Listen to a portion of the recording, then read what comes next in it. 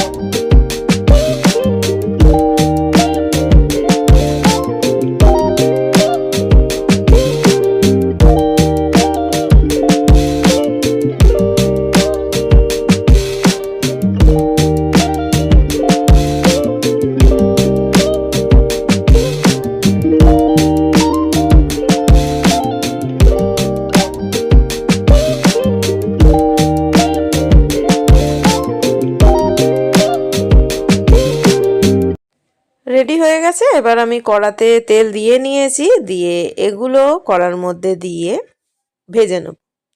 তো দেখবে এগুলো কিন্তু কোনো রকম গায়ে লেগে যাওয়ার ভয় নেই, যে না ভেঙে যাবে, কোনো কিছুই না। খুব সহজভাবে এটা কিন্তু বানিয়ে ফেলে যায়। যদি ট্রাই করে থাকো অবশ্যই আমাকে জানিও যে কীরকম লাগলো। তো একবার ট্রাই করো, দেখো কীরকম খেতে লাগছে, তাহলে কিন্তু নিজেরাই বুঝতে পারবে। খুব দারুণ একটা ইয়াম্মি রেসিপি। তো দেখো, এগুলো ভাজা হয়ে গেছে। এবার এগুলোকে চলো তুলে নিই। একটা প্লেটের মধ্যে আমি এগুলোকে তুলে নিচ্ছি। এবার বাদবাকি যেগুলো আছে সেগুলোকেও আমি ফ্রাই করে নেব। তো দেখো, এগুলো তুলে নিচ্ছি। চলো বাদবাকি যেগুলো আছে সেগুলোকে ফ্রাই করে নিচ্ছি।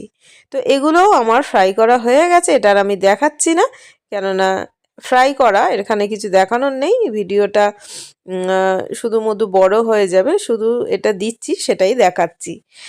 তো দেখো এবার আমি এখানে একটা দেখতেই পাচ্ছ একটা বোল বসিয়ে দিয়েছি। যে কোনো একটা বোল বা কড়া তোমরা বসিয়ে দেবে, দিয়ে এখানে আমি 1 কাপ মতো চিনি দিচ্ছি। তো 1 কাপ চিনিতে আমি 1 কাপ জল দেব। তোমরা যেটাতে মেপে দেবে সেইটাই, যতটা চিনি দেবে ততটা জল দেবে। তো আমি 1 কাপ যেহেতু চিনি নিয়েছি, আমি 1 কাপ এখানে জল দিয়েছি, দিয়ে ভালো করে এটাকে নেড়ে নিচ্ছি। এটা ফুটতে দেব, খুব বেশি না, 3 থেকে 4 মিনিট এটাকে ভালো করে কিন্তু ফুটিয়ে নেব।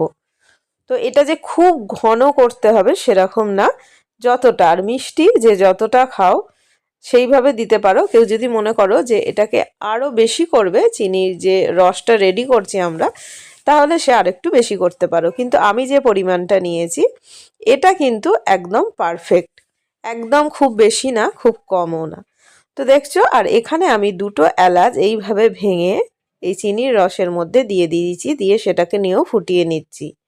এবার আমরা যে আলু দিয়ে পিঠেটা বানিয়েছি সেইগুলো কিন্তু এর মধ্যে দিয়ে দেবো। যদি এটা এই সময় বয়েল হতে থাকে তাহলে যখন দেবে গ্যাসটাকে একদম কমিয়ে দিয়েই গ্যাসটাকে বন্ধ করে দেবে, আর নইলে এরকম গরম থাকতে অবস্থায় গ্যাসটাকে কিন্তু বন্ধ করে দিয়েও দিতে পারো। তো দেখো আমি গ্যাসটাকে বন্ধ করে দিলাম, দেখছো জাস্ট বন্ধ করলাম, কেননা এর মধ্যে এখনো একটা বয়েল আছে সেটা দেখতে পাচ্ছ। তো যাই হোক, এবার দেখো আমি এইগুলোকে এর মধ্যে দিয়ে দিচ্ছি। এটা একটুখানি রেখে দেবে, তাহলে এটা এর মধ্যে চিনির রসটা ভালো করে কিন্তু অ্যাবজর্ব হয়ে যাবে।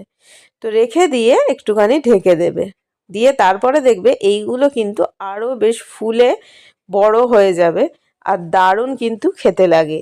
পুরো এইগুলোকে ছানার জিলিপি আমরা যেমন খাই সেই রকম টেস্ট লাগে। তো রিকোয়েস্ট থাকলো অবশ্যই ট্রাই করার, আর ভালো লাগলে অবশ্যই জানিও যে রেসিপিটা তোমাদের কীরকম লাগলো।